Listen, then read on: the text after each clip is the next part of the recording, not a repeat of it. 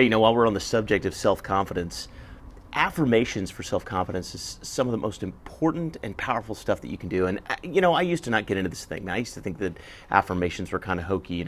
You sit at the house going, I'm smart, I'm attractive, and doggone it, people love me. Did they used to have a skit on Saturday Night Live that made fun of that? But the reality is that affirmations are truly powerful. Rather than think of them as affirmations, here's what I like to think of it as. I like to think of it as self-talk. How you talk to yourself matters. How you communicate to yourself matters.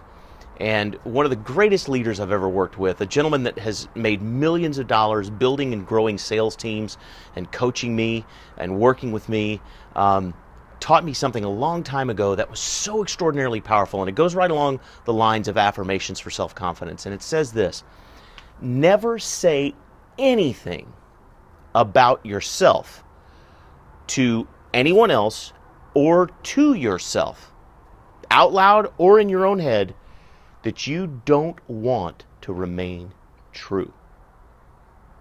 I'm going to say it again, and I'll say it a little bit of a different way. Never, ever, ever say anything about yourself to you or anyone else, inside your head or out loud, that you don't want to be true in your life. Don't speak something into existence that you don't want for yourself.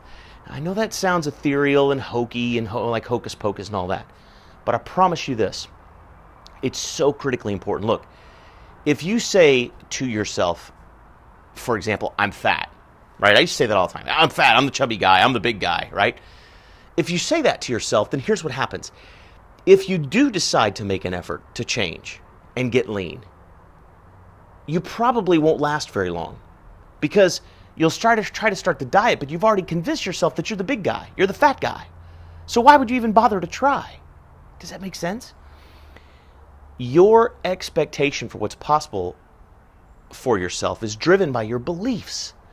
So if you believe you're the fat person, or that people don't like you, or that you can't be successful in business, or that you're just not the kind of person that wins in life, if you have these kinds of beliefs about yourself, they will manifest as reality in your life.